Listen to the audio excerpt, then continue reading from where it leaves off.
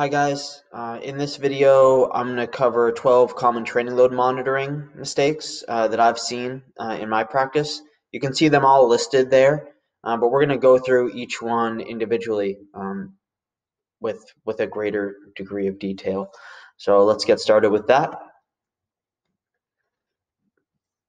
The first is trying to collect too much too soon. The process goes, you decide you want to collect stuff for some reason, and then you want to collect more stuff. So you end up collecting a lot of different things, and you end up spreading yourself out a little bit too thin. So you end up collecting a lot of things, which is pretty cool, but all of them are being collected with subpar quality. So what ends up happening is that the accuracy and the consistency of the information that you're collecting suffers. For example, you decide that you want to collect rating of perceived exertion, or RPE, after every training session to give you insight into how difficult the training session was or they are generally for the group of athletes or for each athlete individually. And that's great. So you put in a couple methods to do that. You start collecting that information, and you decide, you know what, I also want to collect heart rates, and you get heart rate monitors and you start putting those on, and before you know it, there's an issue with the RPE system for some reason, or a heart rate monitor bugs out and you're not able to handle the worst case scenario or when these things happen, and then information gets lost. Another thing that could happen is that you are collecting, let's just say, rating and perceived exertion. You decide to add on heart rate monitoring.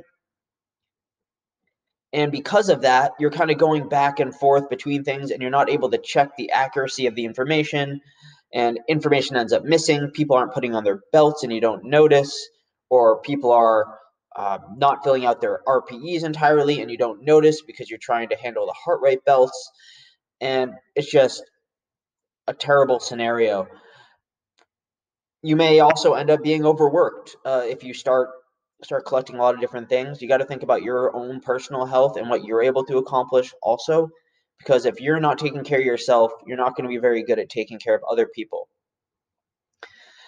So when you start collecting a lot of things and they're not being done very well, let's say that RPE data is missing and you're providing reports for that information, people can get confused about what's going on, and you can't provide them with the answers that they're looking for because of how poor the data collection is. So you're missing RP responses on certain days, and when people ask for the RPEs, they're not all there. Same thing with heart rate responses in our example that we gave. Ultimately, you become spread too thin, and people aren't happy with you.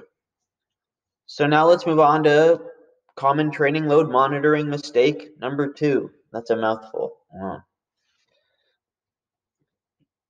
You don't put enough thought into the data collection strategy before you implement it. A good example would be, let's say you want to collect RPE or rating of perceived exertion, and you you want to collect it. Maybe you don't know how it's going to be used, which is a problem in itself. But you decide to make pamphlets that you print out on paper, and you hand them out to the athletes, and they return them to you, and then you enter them into an Excel sheet, and you're like, all right, that's great. And then you later recognize that some of the pamphlets are missing, or you're not getting them all, or there are issues when trying to do that on the road versus home.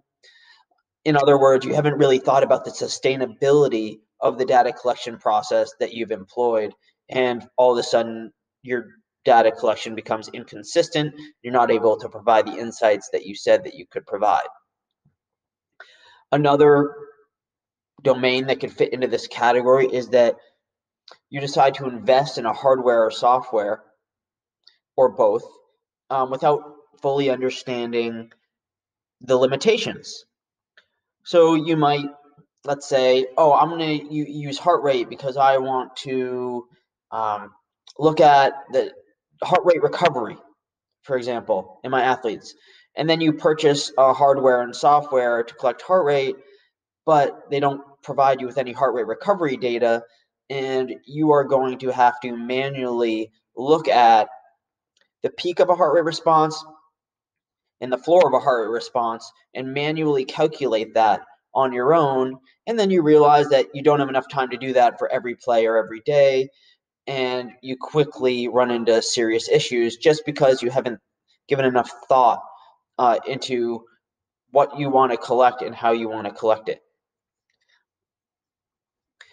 And sometimes, this leads to even bigger problems, like you invest in a hardware or software, you've spent money on it, and you ultimately end up trying to fit a square peg into a round hole because you've invested, so you want to continue trying to collect, and things just aren't working. So you keep on trying to continue and fix things when perhaps other areas that are more important for enhancing athletic performance or other monitoring or other things that you're monitoring take a hit because of your focus on that.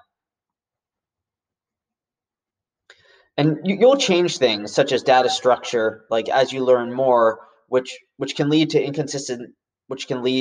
inconsistent data set over time. And then you ultimately can't compare the data. So if you haven't given enough thought to something, let's say you on a whim, you decide to collect RPE on pamphlets, and then you decide, oh man, that's not working, I'm going to collect it on a computer. Then the data isn't necessarily comparable because those are two different strategies, and collecting the information in those two different ways may affect the responses. And ultimately, you may not be able to compare the longitudinal data coming from those two sources. And now, if you're not in my class, you don't have to worry about this, but in my class, we ask a question of the day for every class. And the question of the day for today is, what was your favorite toy growing up? For me, I really like Crazy Bones. I still remember I opened up a package of them, and I ended up getting what we called a smoked Eggy. There's a little Crazy Bone called Eggy, and this one was not totally opaque, not totally clear. He had a gray tint, and that was a really rare Crazy Bone at the time, at least what I was told. So I put a lot of value on him. And for people that don't know what Crazy Bones are, I just like to collect them, but I think, well, my brothers and I, we'd put them on the floor. We'd each have our own Crazy Bones. You'd have one Crazy Bone that's a roller. Think of it like bowling. I would put my Crazy Bones on my side, set them up. And my brother on the other side of the hallway would set up his in whatever formation he wanted. And the goal is for you, like for me, to take one of my Crazy Bones, roll it across the floor, and knock down his. And whoever knocks down each other's Crazy Bones first wins. I have no idea if that's how Crazy Bones is supposed to be played, or if it's even a game. That's what we did with them, and it was really fun. So, question of the day: what was your favorite toy growing up? Put it in the Google Sheets. You know what to do.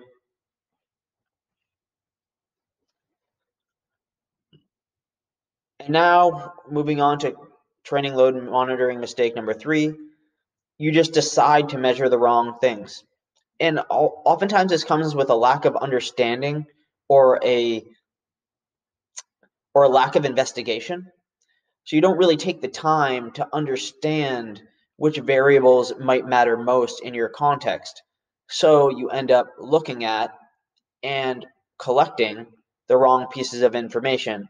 Or I shouldn't say wrong, that's a bad term to use, but maybe the pieces of information that aren't most reflective of what you want to relay from a training load standpoint.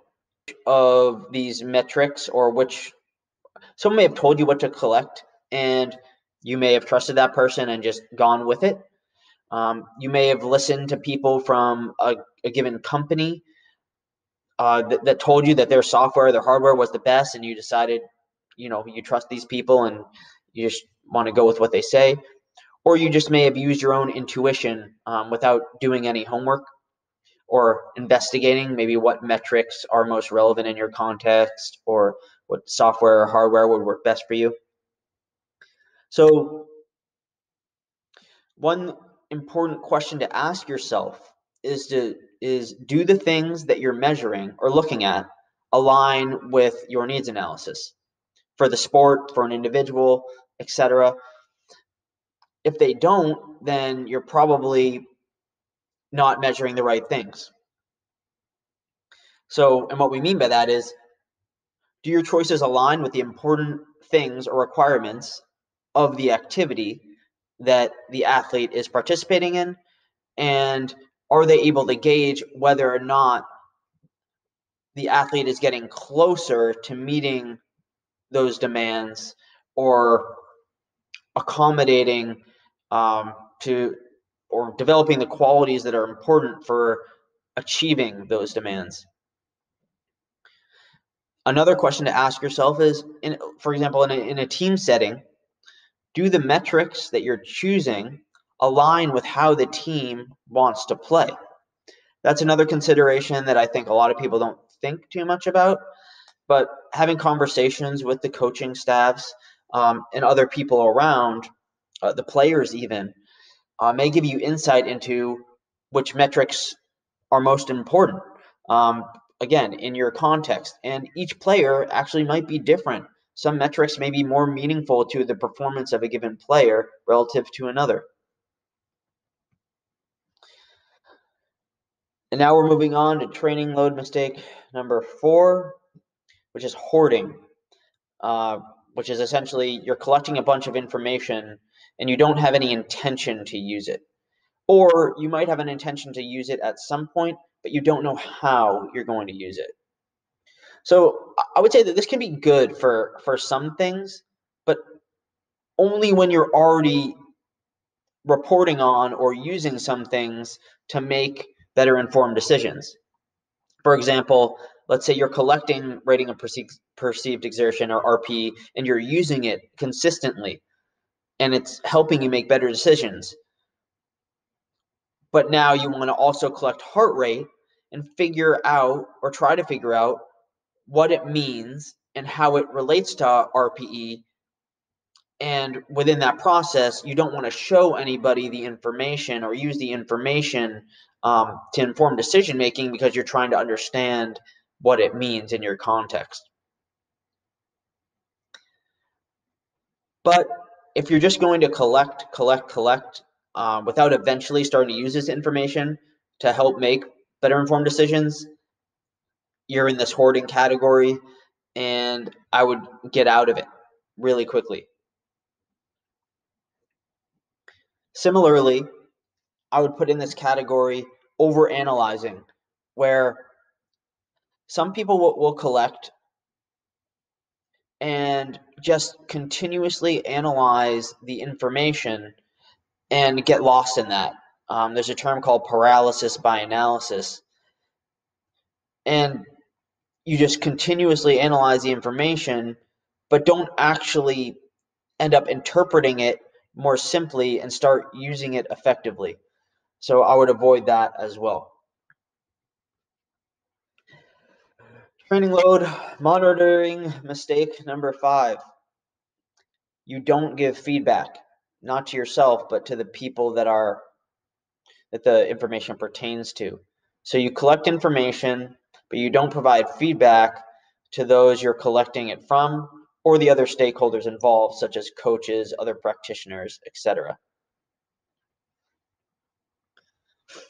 This is a difficult topic to talk about, because feedback that needs to be provided differs depending on who you're providing it to. So you need to give a little bit of thought to how that process is going to work. A good example of this is coaches. Would it make sense? Let's say you're collecting daily wellness or readiness information with your athletes. Would it make sense for you to show individual players' wellness scores, how they're sleeping? Maybe you're collecting something about alcohol consumption. I don't know. Would it make sense to give that information to the coaches on an individual basis, or could that potentially damage the relationship between the coach and that player via reduction in playing time or something like that, which ultimately comes back to you, and then there is a distrust between the player and yourself. These are things to think about with the feedback that you are providing and how you're providing it. What I do generally with coaches is I will provide individualized feedback of players, but I will not give the player names. So I may give the play like a bunch of players information with their positions without giving names. I'd give aggregate information such as team or positional averages, so that they can use the information, but at the same time, the relationship between myself and the player is protected to a certain extent. And of course, it's important before giving feedback to anyone, asking everyone that's involved with that data collection process about whether or not it's okay. I would never give a player's information to a coach without first asking the player whether or not that was okay.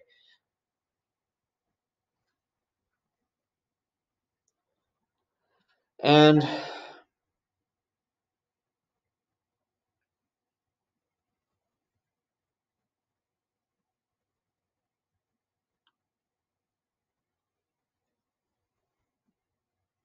another example of why giving feedback could be important is because let's think about some apps out there and tools out there like Fitbits, the iPhone Health app, Apple Watch, the Whoop band. There are a bunch of different things, at least individually, that people can use. And one of the questions that we may have is, why are these tools so effective? And one of my beliefs is because users get immediate feedback from the information that they're collecting on themselves.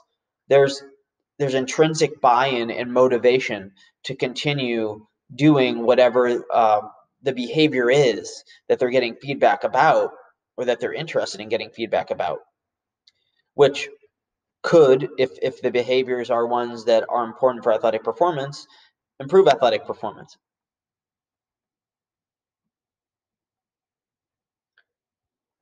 Additionally, giving feedback to other people gives others an opportunity to identify things in their own data and ask you questions instead of the other way around, where you continuously have to ask other people questions. This creates a common means for dialogue and interaction that can help get to the bottom of issues or concerns that may not have even been able to have been identified without giving feedback in the first place.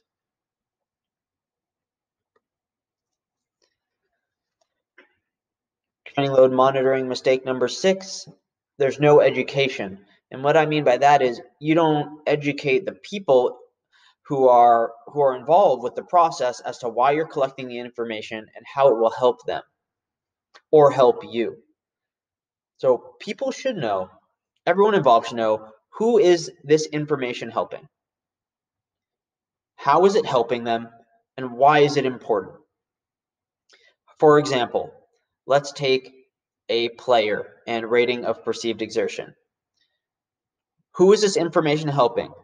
You could say, information is helping you, the player, because it helps me, Adam, or the practitioner, better modify your training to accommodate for how hard your training has been or how easy your training has been in the past, to ensure that your athletic development is optimal. I guess I just answered the second question, how it is helping them. And now, why is it important?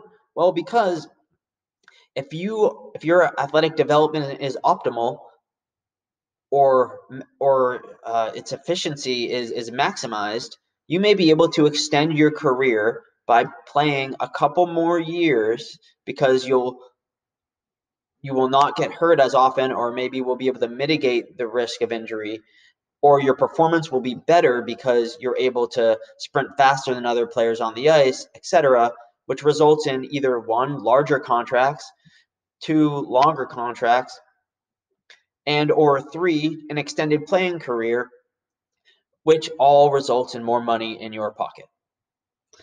That's an example.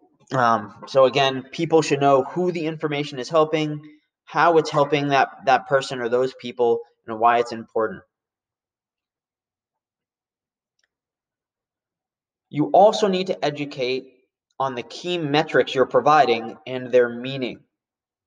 So, for example, imagine a heart rate report is sent to an athlete after every training day. I know that software, whatever company you're using, there's probably a lot of information on that report. And you need to tell the athlete what the key metrics you are looking at are, what you are looking at and what they mean. Similar to the last training load monitoring mistake, you can get on the same page with the athlete and they may identify something that's important to you because you told them what the key metrics are and what they mean. The athlete may be able to identify that themselves if you missed it and approach you and talk to you about it. And also, it gives them buy-in and an understanding of what's going on, which helps promote trust within the environment. And now another example not involving athletes. Let's say imagine GPS data is presented to other practitioners, other staff members that you work with every day. It would make sense to explain to the practitioners why you chose the metrics you did and what they mean in your context. For example, why did we pick high speed running distance as a metric to look at? How does that correspond with the way we want to play, what our players need to prepare for, potential for an upcoming injury, whatever it may be?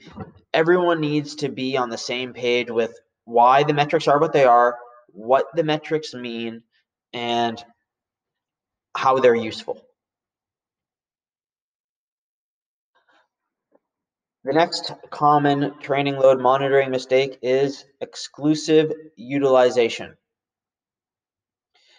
What I mean by this is sometimes we get a little bit number crazy and we start you could start making decisions based on the numbers that you see without considering anything else. For example, you collect readiness or wellness every morning and you see that someone has poor wellness, on a given day relative to what they normally have, however you want to calculate that. And you make changes on your own to their training program, or you go to the coach and suggest changes to a practice plan or whatnot without having a conversation with the athlete or the exerciser. This is a problem because you don't know necessarily why that wellness score was low or what the athlete feels like when they come into the building. So what you want to do is use the numbers and information to drive conversations and discussions that could allow for better informed decisions to occur through collective agreement on what's happening and what may be causing those numbers to be the way that they are. Another example is, let's say that a team had high amounts of high intensity distance covered in a practice yesterday, and you tell the coach that he should probably tone it down a little bit if the team wants to be prepared for their upcoming competition, without you first understanding why that increase or that high amount of high intensity distance occurred in the first place. And that would entail talking with the coach about what his goal was for that practice. So, and talk about what his goal was for the next practice. Again, this is just kind of saying, don't be robotic and use numbers to make decisions. Consider other factors, have conversations, and use other maybe non-data information to better understand what the data is telling you and how it can be applied to make better informed decisions. Again, another example, just to to cap this one off is, like, imagine if someone has been reporting poor sleep scores. You can't just tell them to sleep more. You need to understand why those scores are low and give targeted ideas to help address those areas. You're not going to be able to capture that unless you have a conversation. So maybe the weather is getting warmer and the person doesn't have AC or a fan in their room, so they're hot at night. That would be learned probably through conversation. Maybe that individual has been procrastinating. They're a student athlete. They've been procrastinating and doing their homework at night. Again, you're not going to find this out without having a conversation. Then you can give direct, actionable things that the athlete can do or the person can do to help improve their behaviors. Now we're on to common training load monitoring mistake number 8. Trusting black box solutions. That's what black box solutions means.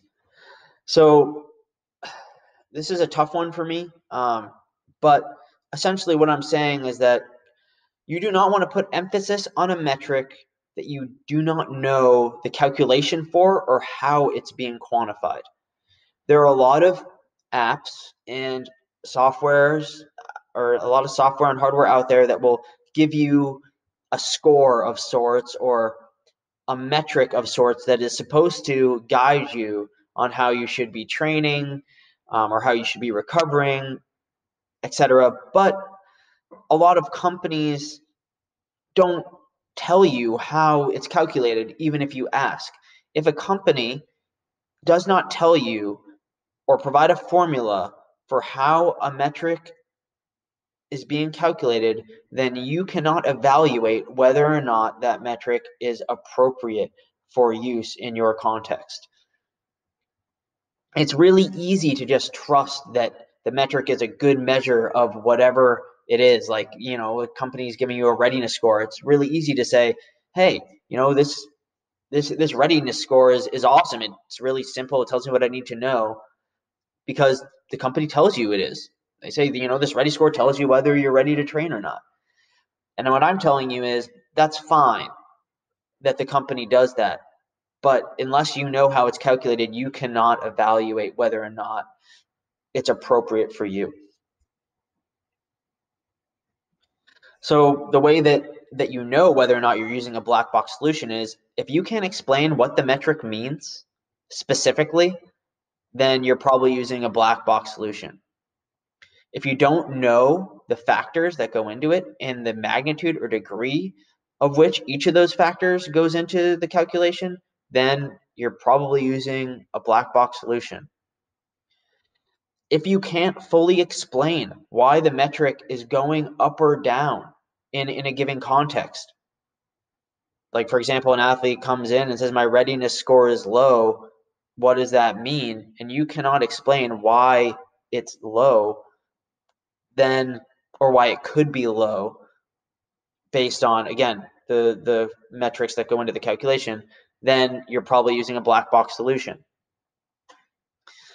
So in short, try not to use these metrics that you don't know what they mean. An example, I see this a lot actually, is HRV. HRV it can be calculated in a lot of different ways.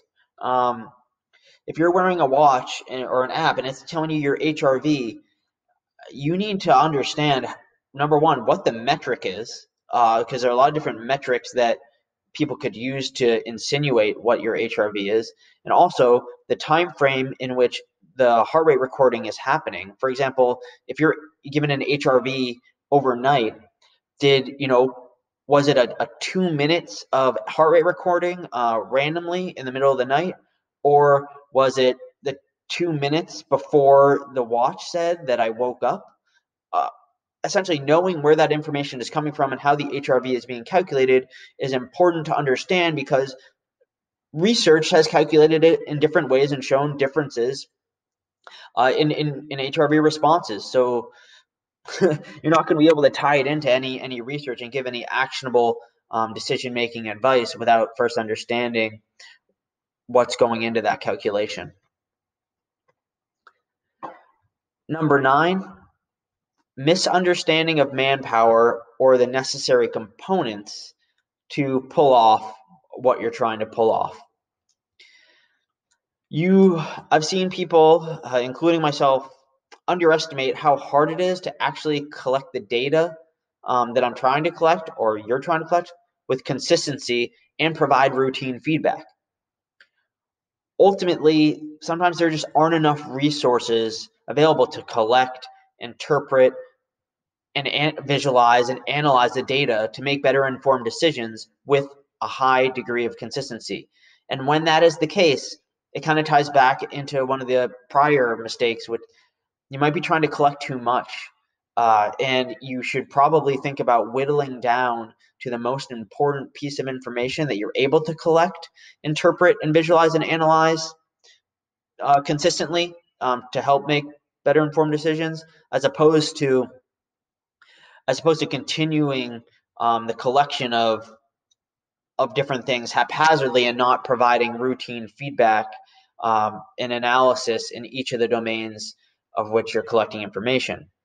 Because one of many things could happen. Number one, you're providing inconsistent feedback that that where athletes and coaches or whoever the stakeholders are lose trust in you, and you're not able to analyze the information consistently, or you are kind of able to do it mostly consistently, but you'll end up burning out or being overwhelmed and not taking good care of yourself.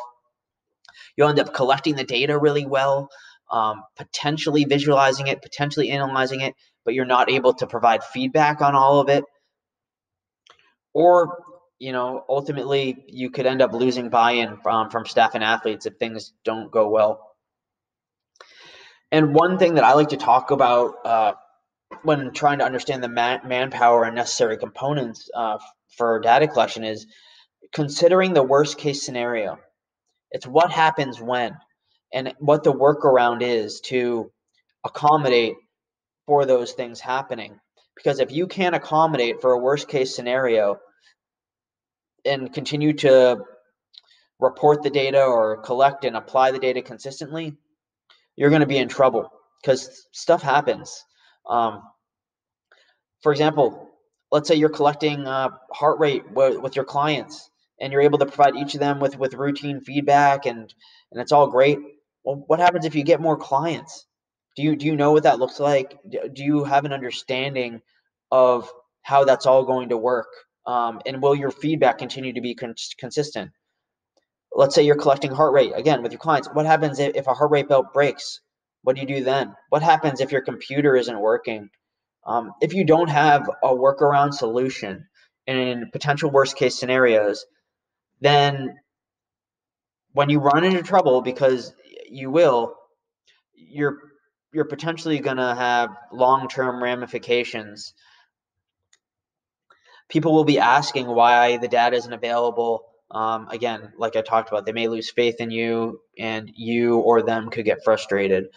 So I encourage you, before diving nose deep into some data collection, gain an understanding of the manpower and the necessary components that would be required to systematically pull off the collection, analysis, reporting, interpretation, and all that stuff with consistency. All right. Mistake number 10, ignoring other non-monitoring factors. This is not the same as what I was talking about earlier with relying exclusively on the data and not talking to athletes. This is about something a little bit different, but it does revolve around you not considering other factors that have nothing to do with monitoring at all. For example, let's say you're collecting heart rate information in effort to give it to the coach so that they will adjust their practice plan. That's why you're doing it. Well, what if the coach is always going to practice hard no matter what? Then is it worth it? Does it really matter? If you knew this, if you knew that the coach was going to practice hard no matter what, and you potentially had a conversation, with the coach, then you should consider this before going down the data collection path. And you may decide to collect the data in a totally different way. For example, maybe the coach is never gonna, he's not gonna use the heart rate information. But instead of giving him a number that may be related to training load, you give him advice on the amount of time the practice lasts, because you know that the time that practice lasts is directly related to the training load in some way.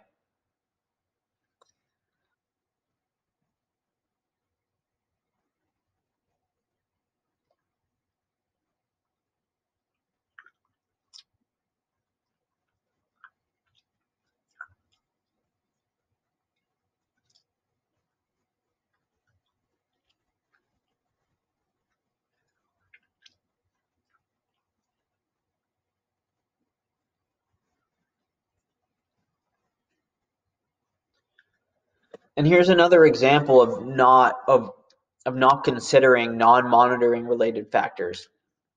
Let's say that an athlete plays a lot of time during games. They're a hockey player, they're playing 25 minutes a night. But you're only collecting data during practices and or resistance training sessions. You should expect that their output, at least I would expect that their output from a monitoring perspective, or what I'm monitoring from a heart rate or RPE perspective during the practice and resistance training sessions, will be lower than other players, because they're exerting more effort during things that aren't necessarily taken into account in your load monitoring. They're playing higher minutes in games, but that's not accounted for with your heart rate responses and your RPEs. The only things that you see, at least within the software or the hardware or what you have in your Google spreadsheet or your Excel spreadsheet, whatever it is practice related, and it looks lower. So imagine you give a practice report to a coach, and again, hopefully the coach is educated because you read these tips. But imagine that he's not, and you give a practice report to a coach, and the athlete has a very low heart rate response compared to his peers. And the coach may think that the athlete isn't trying, or the athlete's slacking off. Maybe they were, maybe they weren't, but it's your job to understand that overall, their volume and intensity is probably higher than everyone else, although you're not monitoring it, because of the high game minutes that athlete plays. Then it puts the load monitoring data that you are collecting into context.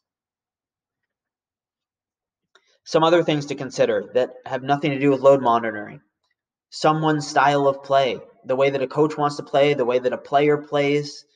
These things are not directly, being captured from a load monitoring perspective, but they're things that you need to consider when evaluating the information that you're getting from load monitoring. Other things, the athlete's habits during the other 22 hours of the day, they aren't with you. These things matter. Like we talked about in the last lecture, external versus internal load. These things matter in responses to external demands. Other things to consider also: the athlete's lifestyle. Do they have a wife and kids? If it's a client, what do they do for work? If they're a student, what's their class schedule like? Etc. These things are not necessarily tracked from a load monitoring standpoint, but are essential to consider when evaluating the load monitoring information, and also just essential to understand in general for adapting program design and giving recommendations for optimal athletic development and athletic performance.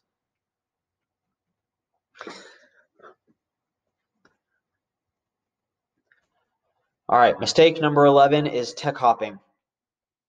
And what this entails is continuously changing the technology you're using or the collection methods that you're using. I talked about this a little bit earlier, but when you do this consistently, in other words, you're consistently inconsistent with the technology that you're using or the way that you're collecting information, you lose the ability to accurately assess changes over time. And this happens. Like, things get better. A good example, I think, is GPS. And I don't actually know if this is a good example, but in my head it is. So people can bash me if they think it's not, because I don't know. But I know that GPS a while ago, it wasn't as accurate as it is today. So if you were collecting GPS with a certain unit, a while ago, and even if, let's just say, the company remains the same, but the technology gets way better, there may have been a certain measurement error 10 years ago, and now that measurement error is very different. It's much less today. I'm not sure that looking at that metric, let's say it's high speed running distance, the metric remains the same over time, but I'm not sure that looking at that metric longitudinally over 10 years is going to be something that's reliable for you to make insights on, unless you've made accommodations for those changes in measurement error, or the company has, over the period that the GPS unit has been developed, and has figured out a way to marry those two, I guess, or marry the data sets over time in a way that makes sense. But sticking on this, I guess, accelerometry GPS track, exchanging technologies, even if the metric remains the same, again, is not something that makes sense to assess oftentimes longitudinally. For example, let's say that you're using a Fitbit, and you're looking at the number of steps that you take in a given day, and then you're like, oh man, I just got a new Apple Watch for Christmas. I'm gonna wear this now. And then you're looking at the Apple Watch steps, and you're looking at your total amount of steps over the past 3 years after you've wore this Apple Watch for a year or so. There's not the validity and reliability of each device, and how those steps are being calculated needs to be considered, because you might see a drastic increase or decrease in your step count when switching to the Apple Watch from the Fitbit, because they're being calculated in different ways, or the sensitivity of the devices are different. So in general, I guess what I'm saying is that switching now and again when robust developments in technology is okay. And that's a lot of this is due to the ridiculous rate of advances in tech in today's day and age. But I wouldn't continuously switch technologies. For example, just because a new piece of software or hardware comes out, I wouldn't buy it and replace the old one, and then 6 months later replace it again, 6 months later replace it again, because you're not going to be able to assess longitudinal results, at least to my understanding. And I'm not sure what companies are doing about that right now. But yeah, and along the same vein, you don't want to be hopping around metrics either, where you're displaying one metric to people, and then, oh, you know what, that's not the best metric, this one is, and then you pick a different metric to display, and then you pick another one. Again, you want to try to be as consistent as possible for as long as possible.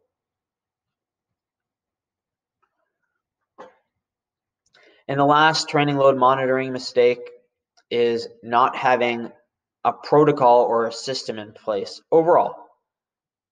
Before you start collecting anything, you need to know what is going to be collected, exactly how it's going to be collected, who's going to be doing what is the flow, what is the workflow, when is it going to be collected, where is the data going to be collected, and then where's the data going to go once it gets collected, and how is it going to get there? Is there someone sitting there with an Excel spreadsheet while people are stepping on a scale, and the person with the spreadsheet is entering in players' weights? I don't know. So, and then how is the data going to be interpreted, at least some of it, to help someone make a better informed decision?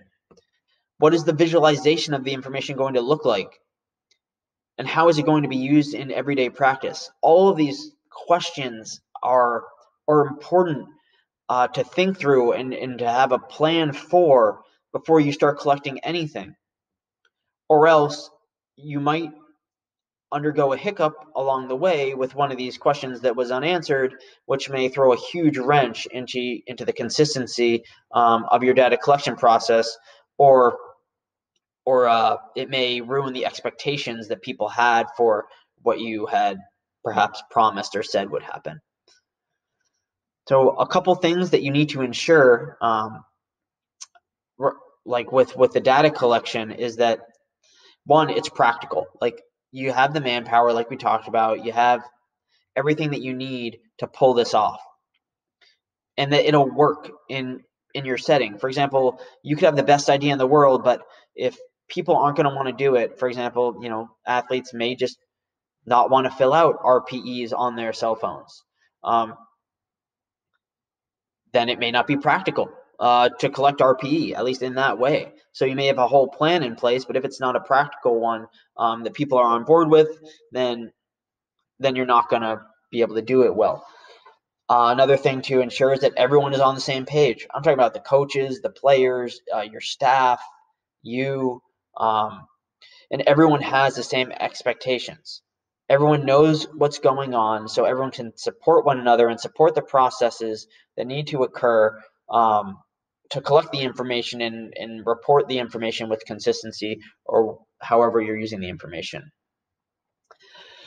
And another thing to ensure is that the protocols that are employed to collect the information and all the other stuff are well defined and integrated in the team culture or in the culture of your environment. Because if they're not, things are going to break down really quickly. Imagine that someone new comes along. You need to think about how easy will it be for them to be integrated into the system. For example, you're collecting body weights on a daily basis using a scale, and if things are kind of happening haphazardly, like some guys are going on, some guys are going off, some guys aren't doing it, it may not be very easy to integrate someone new into that system because they're getting mixed messages about what's going on based on what they see. So if the process is streamlined and everyone's on the same page and everything, players are going on one by one, or there's a certain routine that they go through where they get on the scale and they get off before they do the next thing, then it's a lot easier to integrate someone into that system. And I use the term system broadly. Here's an example. Another example, you want to capture counter movement jumps once a week to understand how people are adapting to your program. Do the athletes know and understand this? And when is it happening? Is it happening in between sets every Monday? Is it happening after practice every Thursday? What happens if you have a condensed schedule and not every Thursday is the same? Is it happening the morning every day after every off day? What if on some of those days it's a game day? So you need to think about how all these things are going to happen within the system that you're putting in place. Also, who's collecting data? Are the athletes writing it on their workout sheets? Are you inputting it into Excel? Are you watching all the athletes and tracking it directly into your computer while things are happening? Then again, how does the data ultimately get where it needs to go to be visualized? And who's visualizing that information? And how does that visualization, or how does the visualization of that information ultimately get to the people that can use it to make better informed decisions? And the way that I like to think about this is, if someone were to look into your environment, it should look like a well-oiled machine. Everyone, when data collection is occurring, everyone should know what to do and when to do it with little or no instruction. It should look like what's that sport of synchronous swimming? Like a dance. It should. If someone comes into the environment, they should be able to jump right in and do what everyone else is doing, and be added to the seamless flow of what's going on based on the system that you've developed. This will only make it easier on you. And that's the last thing I got for this 12 common training load monitoring mistakes. It took a while to say it all, but I hope it's helpful. And spiraling off of this, talk a lot about training load over the past 2 lectures. Does training load even matter? And there's a robust body of research that suggests that training load does matter. How it's being collected varies tremendously among research studies, but essentially, training load is an indicator for whether or not someone is able to meet the requirements of what they're expected to do in their sport-specific environment. It's shown to be predictive. That's a bad word to use. It is associated with potential to become injured or ill in various different ways. It has been able to identify when people are overtraining, which is a negative response to training, where there's a substantial decrease in performance for a long period of time, which takes a while, to regenerate from, among a couple of other things. So training load does matter. That's why we talk so much about it. And I just wanted to, man, I need to get. I'm sorry, I don't have the website where this came from. Someone created this graphic, and I thought it was pretty cool because I think it tells a nice story regarding the relationships between workloads or training load, fitness, injury risk, and performance. And notice that there are no numbers on any of these things. It's just a general. I found it to be a nice diagram, which indicates how training load can be manipulated to either be effective or ineffective. So our takeaways, again, this is also relating back to the internal and external loads from the last lecture. Training load can be measured in many different ways, and the ways that it's measured are not interchangeable. For example, internal training load is not the same thing as external training load. A heart rate, even within those categories, a heart rate response is not the same thing as a rating of perceived exertion response, although they may be related in some way. They're not the same thing, and you cannot exchange one for the other. Internal training load, I like to think of the response within your body on the inside, and I like to think of external load as the external, or the output, the physical output that's occurring on the outside of your body. I think some examples we gave is if you lift 100 pounds for 5 reps, that would be a measure of external load. And during those 5 reps, maybe your heart rate response average is 154 beats per minute. That would be your internal response, or your internal training load, because it's your response to the external work being performed. And this is my opinion. I think this is, we can debate this, but internal training load is likely a better indicator for a response to training, because it's the fundamental item that dictates training adaptations, which correspond to your training goals that you have in the first place. And there are 3 primary training load related scenarios to watch out for, in my opinion. Doing too much too soon, a drastic simultaneous, most times, increase in intensity and volume, and not doing enough, which results in a lack of preparation, with assuming that there's a subsequent exposure to a competition or a high workload upcoming. And the third is doing too much for too long, which can result in overtraining and ultimately be a devastating process to try to come back from or recuperate from. But other than that, I don't have any numbers behind any of these things. These are just concepts that I would just avoid those 3 things if you can. Systematic, consistent progress or elevations in training stress or training load is, in my opinion, the way to go in nearly every scenario. So that's all I got. Thank you for listening or watching, and catch you in the next one.